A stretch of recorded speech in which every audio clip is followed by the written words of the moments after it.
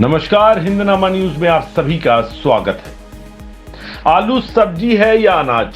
कौन है जो आलू को अनाज बनाना चाह रहे हैं? अगर कोई आपसे पूछे कि आलू एक सब्जी है या अनाज, तो जाहिर है जनाब, हम सब कहेंगे कि आलू एक सब्जी है।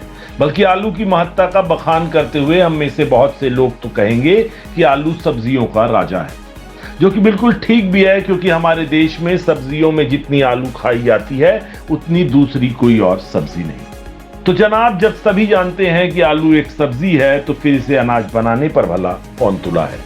कहां पर बड़ी बुलंदी से आवाज उठाई जा रही है कि आलू को अनाज के रूप में वर्गीकृत करो, और ऐसा तर्क के साथ कहा जा रहा है, यूं ही हवा में नहीं। तो बता दें, आलू को सब्जी के बजाय अनाज बनाने की कवायद यानी बहस चर्चा दुनिया के नंबर 1 के ओहदे पर आसीन देश अमेरिका में छिड़ी हुई है, वो भी पुरजोर तरीके से। क्या कुछ है मामला, हम आपको इसी कार्यक्रम में तफ्तीश से बताएंगे। बस खबर के अंत तक बने रहें हमारे साथ। और आप दर्शकों से एक गुजारिश है, निवेदन है कि हिंदनामा न्यूज को YouTube और Facebook पर सब्सक्राइब और फॉलो जरूर कर लीजिए, क्योंकि आप दर्शकों का साथ ही हमारी ताकत है। साथ ही आपके लिए हम ऐसे ही दिलचस्प खबरें और अपडेट्स लाते रहेंगे।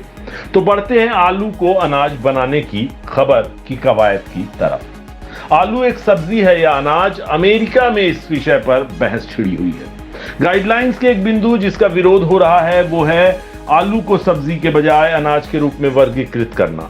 ये दलील दी जा रही है कि कार्बोहाइड्रेट से भरपूर आलू को अनाज की श्रेणी में रखा जाना चाहिए, क्योंकि इससे शुगर की समस्या हो सकती है।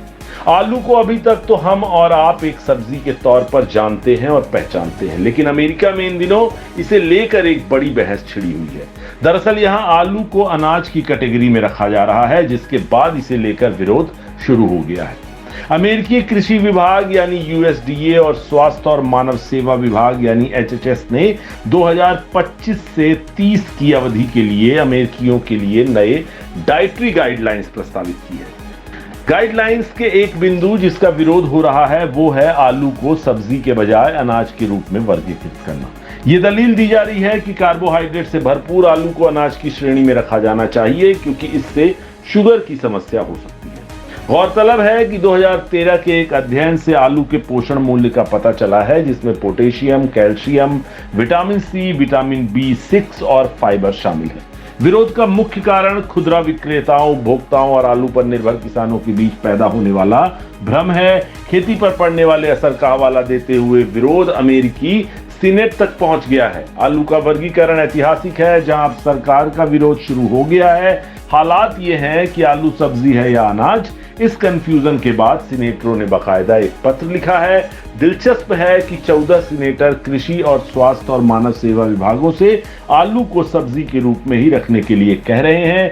सीनेटरों ने अपने पत्र में लिखा है कि आलू सब्जी नहीं है, इस दावे के पीछे वैज्ञानिक औचित्य मजबूत नहीं है और आलू के पोषण संबंधी लाभ मौजूद है। इसलिए हम DGA के तहत अनाज श्रेणी में आलू के किसी भी पुनर्वर्गीकरण का दृढ़ता से विरोध करते हैं। रिपोर्टों के बीच की एक संयुक्त सलाहकार समिति स्टार्च वाली सब्जियों और अनाज की विनियमितता पर विचार भी कर रही है।